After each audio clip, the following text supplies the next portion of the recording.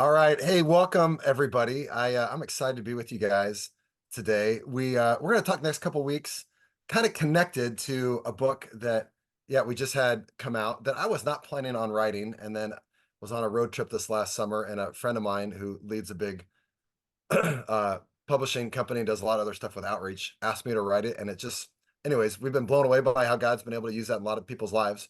And we're going to talk about it in a little bit, but the main real focus of these next 3 weeks, and the book's going to weave in and out with it, is we're going to talk about casting vision.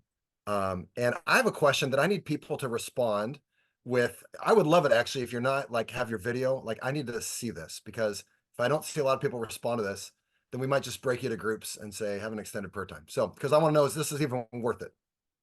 How many people here, as you got your video on, uh, would say, hey, I could use more workers in place where we're doing ministry, like some more people that go, hey, we're trying to make disciples in the area where we're at.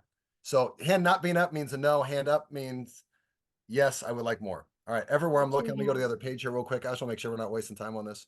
Hands up. Some of you guys can't follow instructions and still show a video. Okay, that's fine. All right, so I see a lot of hands up. Both of my hands would be up.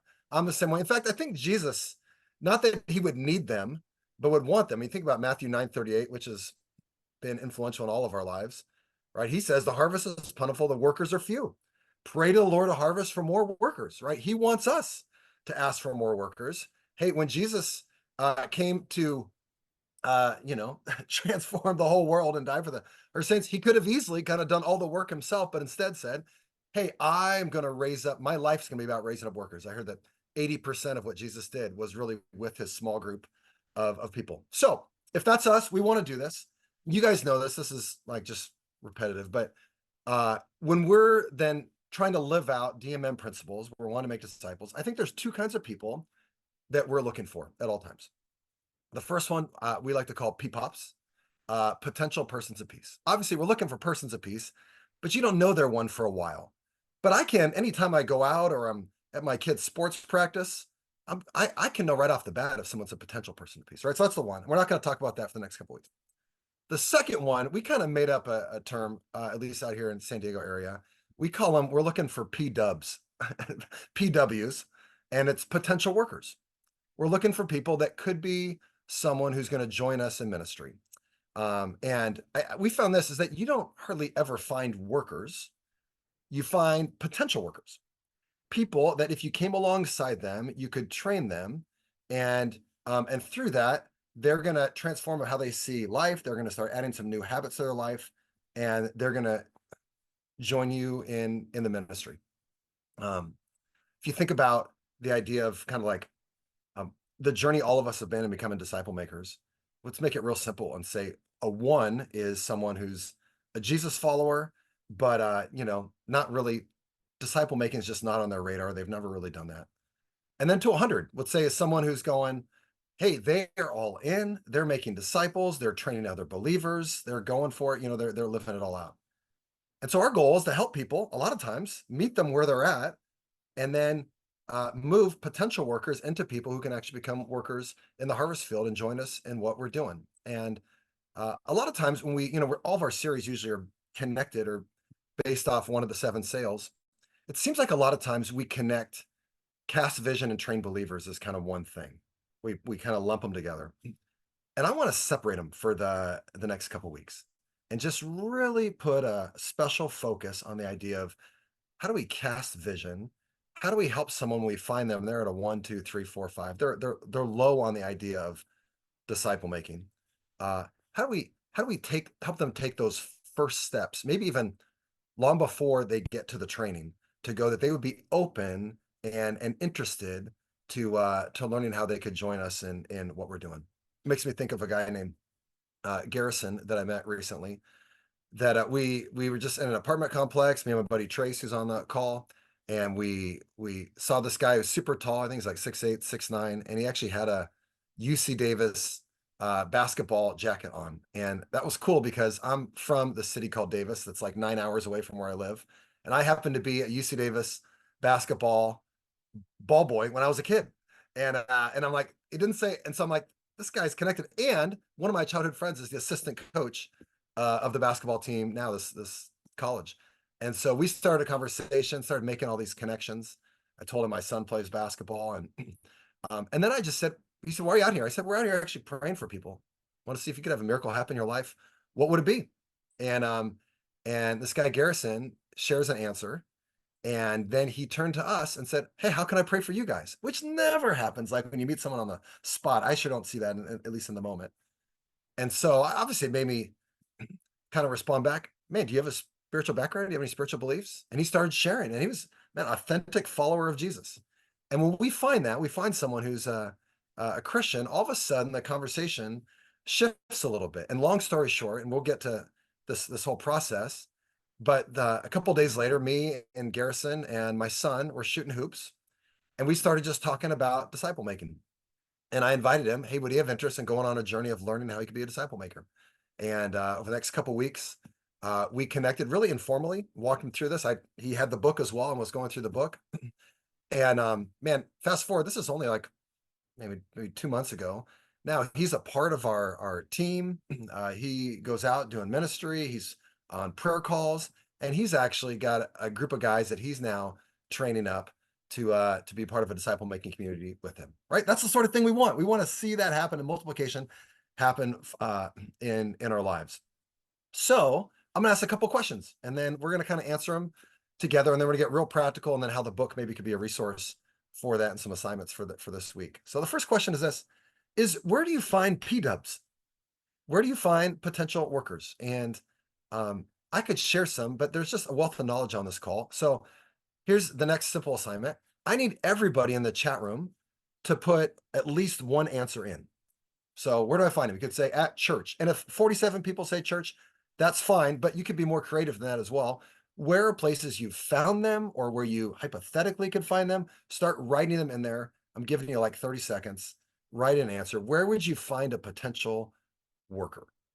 Write them in there. Good. I see someone putting in neighborhood, someone in your small group. Okay, it's coming through here.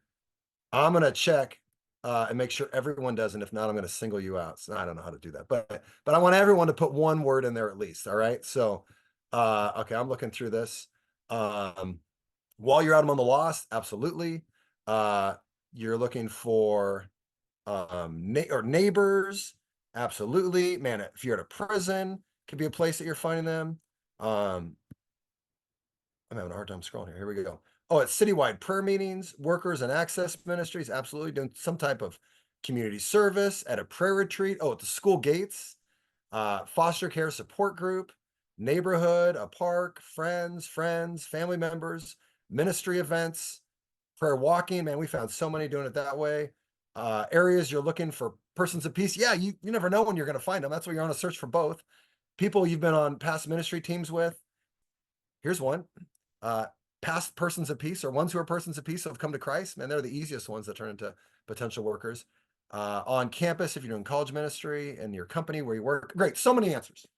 Bottom line, I want to make sure we got this. You can find them anywhere, right? There's I mean, you're probably not going to find many like in a Buddhist temple, but you are going to find, you can almost all over the place. There's people that could be potential workers, which just should mean we have our eyes open all the time.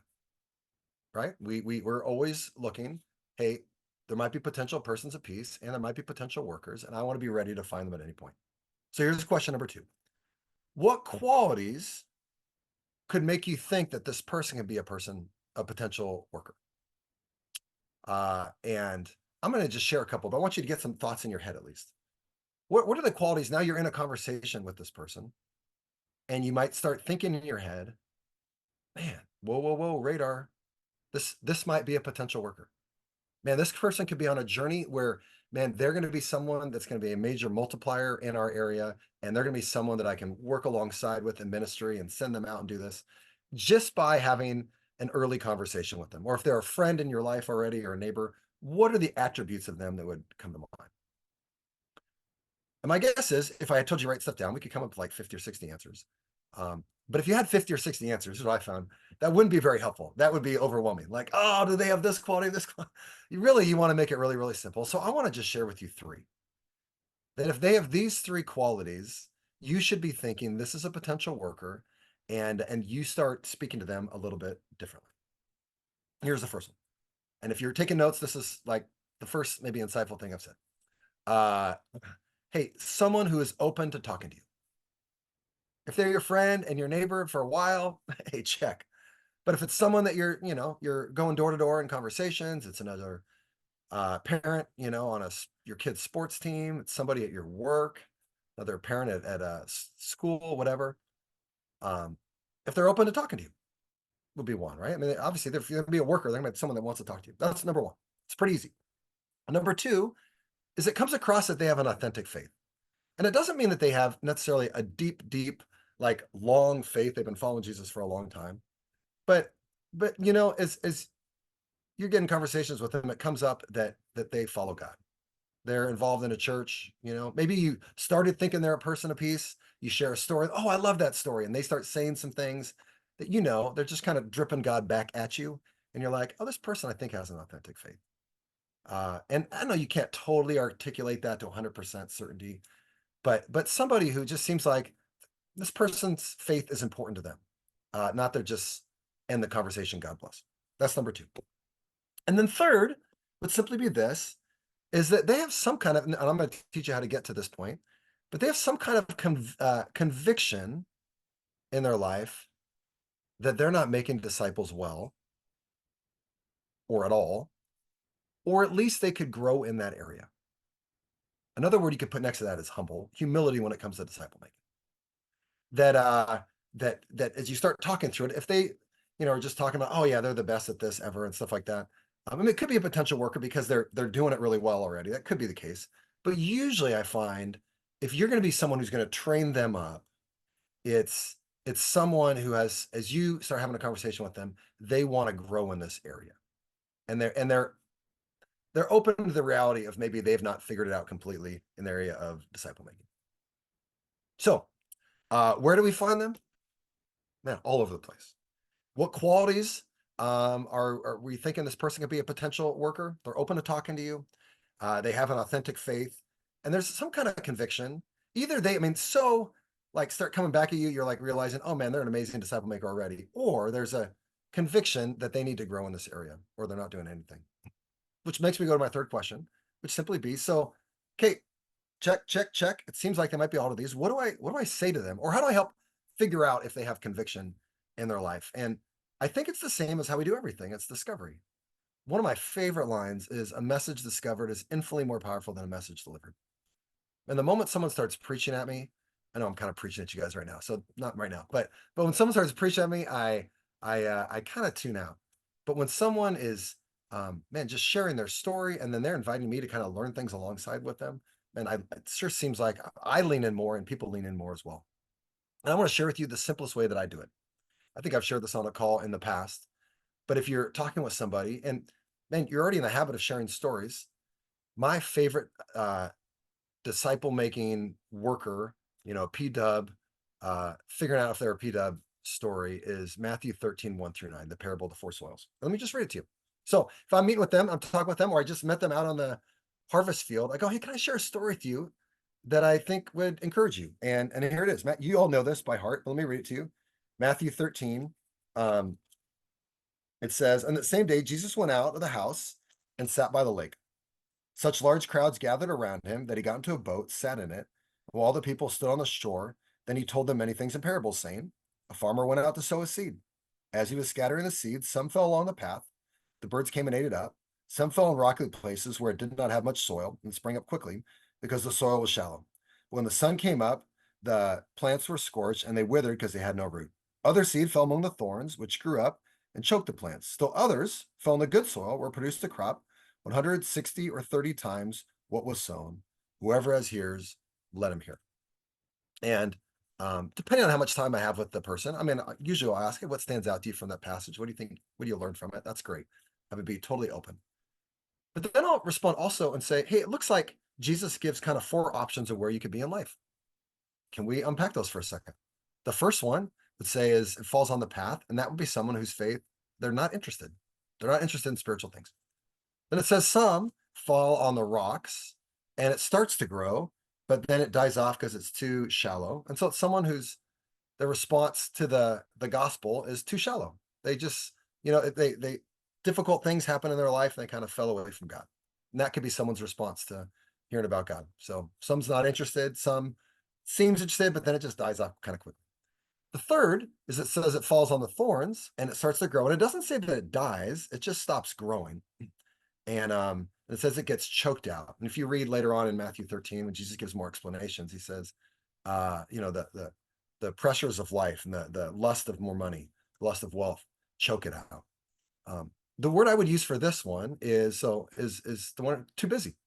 Not that their faith dies, not that they turn against God, but they're just too busy. Maybe it's God intended for them to be an orchard and they're a shrub.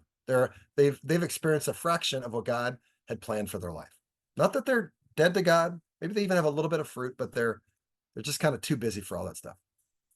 Not interested, too shallow, too busy. And then the fourth soil, it says it multiplies, 160, 30 times what was sown. The word I would use there is fruitful. And so I'll ask them, hey, would you agree? Those are kind of the four things. And, people, yeah, totally. And if I'm sitting with somebody, over coffee or lunch, I'd actually write those out on a napkin. And then I'd just say, hey, I have a couple questions for you. Number one, hey, which one of these does God, you think, want you to be on? Which of these soils does God want you to be on in your life? And 100 out of 100 people say, well, God wants me to be on the good soil. Okay, good. I agree. Hey, question number two, which of these four soils do you want to be on?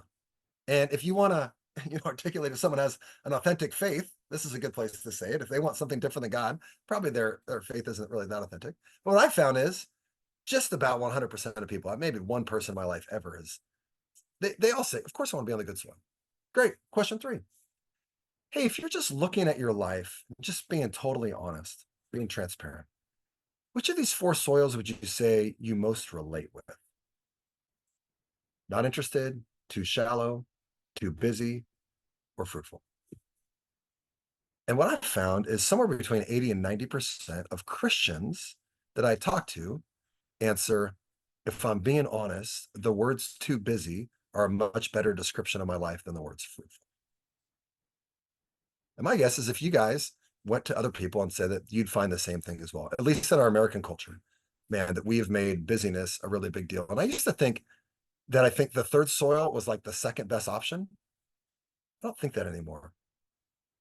I think the too busy soil, the thorns, leads to death.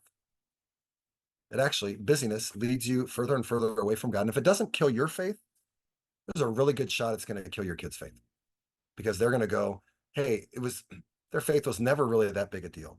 And you're not going to be making disciples of your kids. And they're going to then model what you did, except church isn't going to be involved. And that's why 80% of kids who are growing up in the church today are not in church by their early to mid 20s. So then at that point, I a lot of times will just say, well, do you have any thoughts from looking at this? And I think instead of just pointing and saying, hey, you're on the wrong soil, them being able to own, wow, I'm in a different place than where God wants me to be. And I'm in a different place where I want to be. And a lot of times I'll ask this too. I'll go, hey, just throw more questions. Hey, on the topic of like disciple making, right? He's talking here about multiplication, fruitful, helping other people's lives. Scale from 1 to 100. How important do you think that is to God? And then you should come back with 100. Yeah, it's 100, man. This is one of the biggies. This is for sure a huge thing God has. So in terms of one of the things that God says is one of the most important things in his priorities for your life, you're not where God wants you to be. And you're not even where you want to be.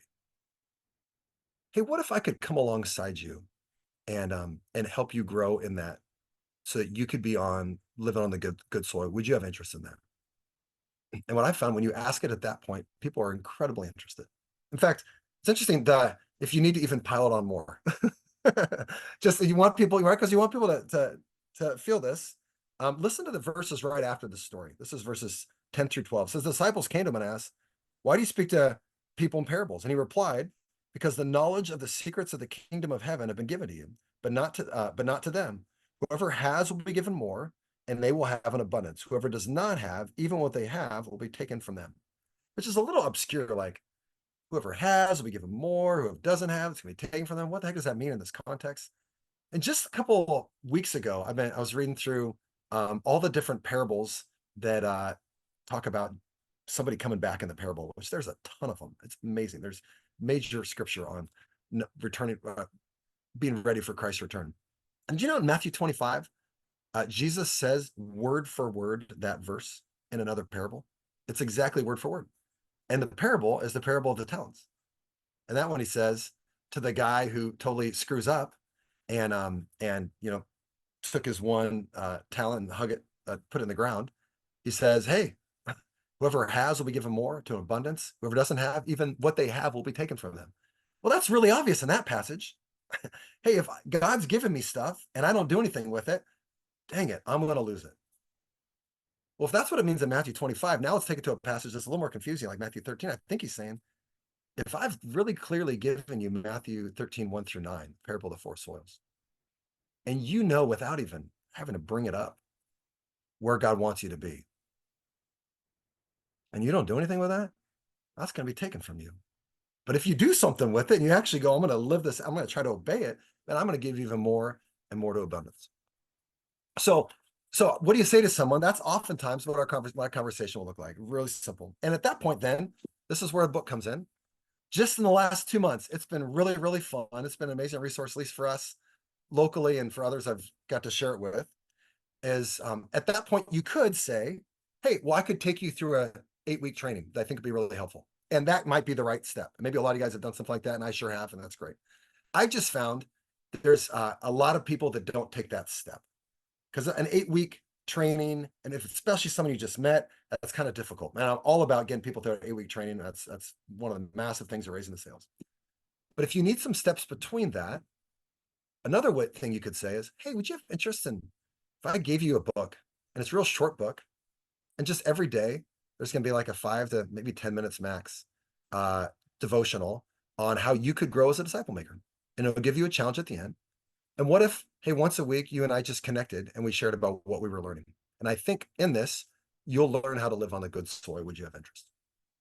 And here's what I found. So in the last couple of months, as we've had this as a resource, every single person who I've shared that with has said, I would love to do that, right? Because it's not this another thing in their life. It's, yeah, I've got 5 to 7 minutes a day in my own time where I could start going through this. And then they start going through the exact things we would want people to learn on introduction to being a disciple maker. That's what this book was written for. So that person. So if you're going, I want to raise up workers and I want to help people who are, man, they're Christians, but they're not really living out being a disciple makers. How do I get them to a place where they want to start living out the habits, where I then could take them through the training? That's where it's at. If we're thinking about the 1 to 100, what are those first 20 steps? I think that's where this book was written. And in the book, we break it into 4 sections. So the habit of prayer, and how do you pray like a disciple maker? And then engaging, how do you engage and find people you can actually disciple? And then we talk about discovering that specific person you're supposed to disciple and what you do with them. And then finally planting, how do you see multiplication happen through this and bring it in the whole oikos? And if you read it, or if some of you guys, a lot of you guys already have, you'll see DMM all over the book. In fact, every single page is all over this thing. I mean, it's crazy. So I'm not inventing anything new. It's all the stuff that we know. But you'll never actually see those 3 letters until the last page of the book and then afterward. The goal is not trying to convince people of, hey, DMM is this new philosophy or tool that you need to use. The goal is just to meet people where they're at and to go, hey, could you learn how to start being a disciple maker? And from that, as they start getting some wins and doing that, and then being able to introduce them to the DMM, meaning this, you could go to a senior pastor who's, and many of you are, and Legacy Church, and share with them this, and they won't be threatened like, oh, you're trying to stop my church and break it into smaller groups. No, I haven't met a pastor yet that isn't about wanting to raise up people to be disciple makers. At least they would say that in word. This is a tool that could do that.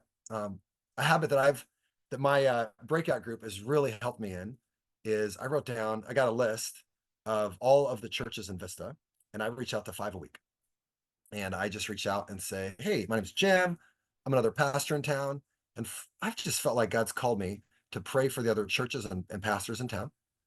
Any chance we could get together for 20, 30 minutes? I'd love to just hear a little bit of your story and then specifically how I could be praying for you. And so I do that each week. And I found not everybody, but most get back to me and go, I'd love to sit down and meet with you. Some really big churches and some really small churches. And so sit down with them and hearing their story. And what, man, talk about a place to be able to cast vision. I was last week hanging with a guy, and he who had not met before, And he's, as I'm asking about his church, he goes, I got this vision to raise up 100 disciple makers. Ding, ding, ding. What did he just say? But I learned what disciple makers meant to him was, hey, people that are serving in some way in the church, which I would say, man, that's a great thing. That's a little different than how I would define being a disciple maker. But it was really easy. I go, hey, this is going to just sound crazy. And I didn't come in here with an agenda, but I've got this book. I happen to write it, but I said that's about raising up people to be disciple makers. Can I give you a copy of it? Would you have interest in reading it? If you felt like it was something that'd be helpful for other people in your church, man, I can work on getting more copies for you. Absolutely. And he started going through it. 5 days later, he texted me. This is like 2 days ago. Hey, Jim, how do I get like a lot more copies of that book for tons of people in my church? So it's set for anybody, right? That you could meet them there. As you're prayer walking, man, we just recently met a woman named Cheryl, and talking with her, she knew all the people that lived around her, and then she dropped that she, as I was praying for her, that she was a Christian as well. Man, she started going through the book. She's actually joined our church, and has become a disciple maker and living that out. So here's I want to get real practical as I close here of just going. So how do we? This could just be some good information in this series, and you go, okay, that's good. There's some good resources I could use, and I'll try to live that out, and that'd be great. And if you do that, that's fine and wonderful, and praise God. What I've been praying for the last several weeks and preparing for this series was a lot more than that. I've been praying that we, at the end of the series, would have maybe a couple hundred more workers in the course of a month, or at least potential workers of people that we go, I think they want to start joining in with us. And for that to be the case, I want to really encourage you to do one of these couple options that we've been talking about the last couple of weeks, but it's not too late. You can still get in. And it would be, hey, to at least try this. Maybe you'll never do it again, but to try, hey, using this book as a resource. And if you got something that's really similar to this, that's better, let me know and use that. That's fine. So, but this was, you heard the reason of why this was made and kind of the purpose of it. And here's a couple ways you could use it. So one is get several copies of it. And we intentionally sell it online on our website. And I intentionally, it's $12.99. The guys who had me make it, and I got them. I said, hey, how about you don't give me like royalties on the book? You just give me books cheap, so I can get them to friends real cheap. That's why how we wrote out the whole contract when they hired me to write it. So I can do 10 packs to people for $5 a piece for a book, even though it's 13 everywhere else. And so the goal would be, hey, I would challenge you, get a 10 pack of these, and then start praying, God, who are some people in my life that I'd like to see them grow as a disciple maker, and then do one of two things. One is you could just casually just say, hey, I'm going through this book the next 3 weeks. I feel like God just put you on my mind as someone that maybe have interest. Would you have interest in doing it as well? Give them the book and say, hey, can we connect maybe once a week, just on the phone, just real casually, even at the worst, hey, in 3 weeks, let's connect and just kind of have a little book club. And hey, what did we learn? How'd we obey this? That could be one option. I think a better option than that, but that would be a great one, is to do what I just said, but then say, hey, over the next 3 weeks, we're going to have once a week, we're going to meet together, those who are going through this book, and they're going to experience really what a disciple making community or a Gen Zero church looks like. For us, we have a Gen Zero church that meets on Sundays, and we said for 3 weeks, it's not an open door where people can just kind of show up whenever, but we said for these 3 weeks, we're letting people come in for a 3 week series. They can come check it out. And so we're normally 5 families. We were 14 families over those 3 weeks because we had 9 families that said, I'll do this for the next bunch of weeks. And so same thing. Hey, read a chapter or devotional point a day, and then come together. And here's what it looks like. It's so simple. So we sat in a circle, and this is what we normally do even in our church anyways. Instead of normally going, hey, any disciple making stories from this past week or steps of faith that you took or things that we can pray for, we make that our first usually hour. We just said, hey, what'd you learn from the book? So it was a level playing field for everybody. And more importantly, what obedient steps did you take from the challenges? Because there's a challenge every day. Man, that was cool. Man, and so people all over the place. I started a prayer calendar, and then we go, any stories that happened from the prayer calendar? Boom, they just kind of start coming out. And so they're experiencing it. So that was the first hour. And then we then gather all the kids. We don't have them be a part of that, but we gather all the kids and we do a discovery Bible study. And we just did discovery Bible studies for 3 weeks on disciple making passages. And week 1, I encourage you to do is Luke 5, 1 through 11, the calling of Simon, which is a great passage. And it's my favorite part of that passage is Jesus is inviting people one step at a time, right? He's like, hey, Simon, can I get in your boat? Hey, Simon, can you go a little bit further out? Hey, Simon, can you go a little deeper into water? Hey, Simon, can you throw your nets into the water? Hey, Simon, can you just like all these fish you caught, just leave them on the shore and follow me for the rest of your life? Oh, and Simon, by the way, here's what I'm inviting you to. We're going to go make disciples. Right? I mean, what a great invitation. And so yeah, I'll give you all the passages even that we do. So in case you have to miss a week. Then the second week, we did the exact same thing I just said. Hey, what we learned from the book, what obedient steps we took. And then we did Matthew 9:35 through 10:16. And just did a discovery Bible study on that passage. And then week 3, we did Acts 19:8 through 20, which is, I think, it's in Ephesus. It's the first like really clear movement that we see.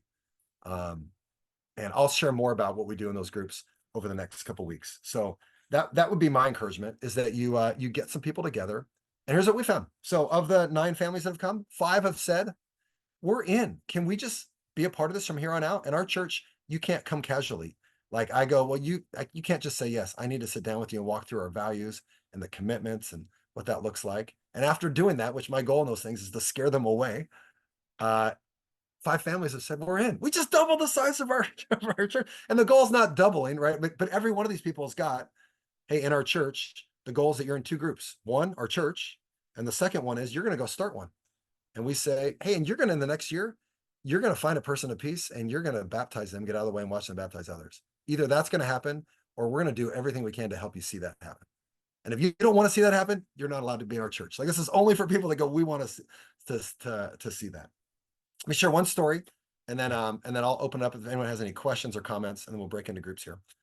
So Jeremy and Maddie, some of you guys even met when you were out in San Diego. They joined us on the push day on Saturday, but we met them prayer walking maybe a year ago, and they joined so they were totally potential workers. They're already Christians, but they joined our church not long after that. And when the book came out for Christmas, they bought 30 copies of the book. This young couple, they're early 20s, and they just gave it out to everybody for Christmas and said, hey, we're learning to be disciple makers. I just thought maybe you'd have interest as well. And from that, then when we started our 3-week focus, they're obviously part of that, but a lot of their friends couldn't come to that. So they started on Tuesday nights. These people that weren't making disciples at all just a couple months ago started their own group with a bunch of their friends. And a bunch of their friends have now said, hey, can we keep on doing this? We want to learn. That Discovery Bible Study came out of that. So they're seeing some generation stuff. Others have said, hey, we want to continue to learn how to be disciple makers, and it's going beyond.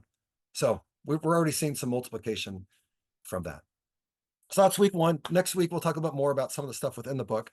But I wanted to, before we break into groups, I want to get us in groups at least in the next 5 minutes. But any questions or comments from stuff I said that could maybe be helpful for all of us?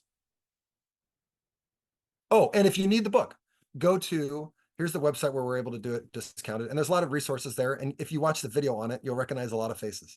So whynothere.mov. I was going to get whynothere.com, and that was $2,500. And whynothere.mov, which means movie, but why not make it stand for movement? Was $2.40. That's why I got it. But if you go there, yeah, you can get the books, and we'll send them to you. Right. Man, I'll go to the post office every day. So